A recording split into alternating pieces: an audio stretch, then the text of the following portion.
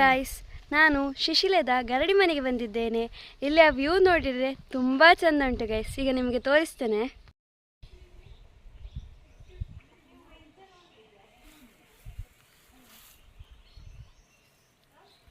ನೋಡಿ ಗೈಸ್, ನನ್ನ ಅಕ್ಕನಿಗೆ ಒಂದು ನಾಯಿ ಸಿಕ್ಕಿದೆ. ತುಂಬ ಮುದ್ದು ಮುದ್ದಾಗಿ ಮಾಡ್ತಿದ್ದಾಳೆ. ಮನೆಗೆ ತಕೊಂಡು ಹೋಗುವ ಸ್ಕೀಮಲ್ಲಿ ಇದ್ದಾಳೆ. ಸ್ವಲ್ಪ ನೋಡುವ ಎಂತ ಮಾಡೋದು ಅಂತ.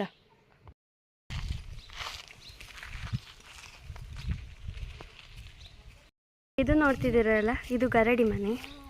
ಈಗ ಇಲ್ಲಿ ನೋಡಿ ಗೈಸ್ ವ್ಯೂಸ್. ಇದು ಗೈಸ್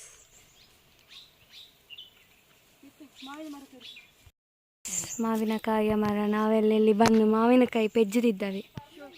ನೋಡಿ ಅವಳು ಫಟಾಕಿ ನಿಂತದ್ದು ಮಂಗೇದಿ. ಇಲ್ಲಿ ಅವರು ನಮಗೆ ಮಾವಿನಕಾಯಿ ಕಟ್ತಿದ್ದಾರೆ ಮರದಿಂದ ಕಟ್ ಮಾಡಿ.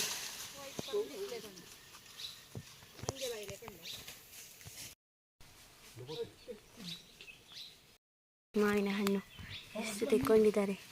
ಒಂದು ತೊಟ್ಟೆ ಫುಲ್ ಆಗ್ತಾ ಬಂತು, ಇನ್ನೂ ಸಹ ಕೊಯ್ತಿದ್ದಾರೆ. ಇದು ಕೋಟಿ ಚೆನ್ನಯ್ಯರವರ ಸ್ನಾನ. ಹಾಗೀಚೆ ನೋಡುವ ನೋಡಿ ಗೈಸ್, ಎಷ್ಟು ಚಂದದ ವ್ಯೂ. ಮತ್ತು ಗದ್ದೆ ಎಷ್ಟು ಚೆನ್ನಾಗಿದೆ ಅಲ್ಲ.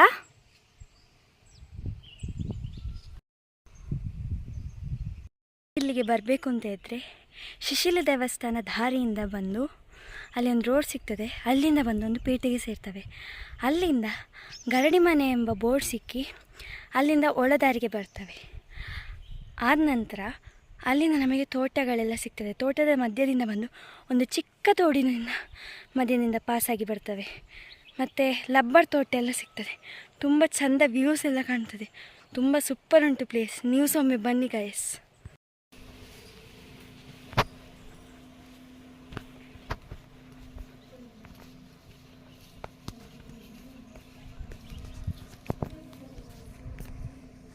ನಾವೀಗ ಗರಡಿ ಮನೆಯಿಂದ ದರ್ಶನ ಪಡೆದು ಬಂದ್ವಿ.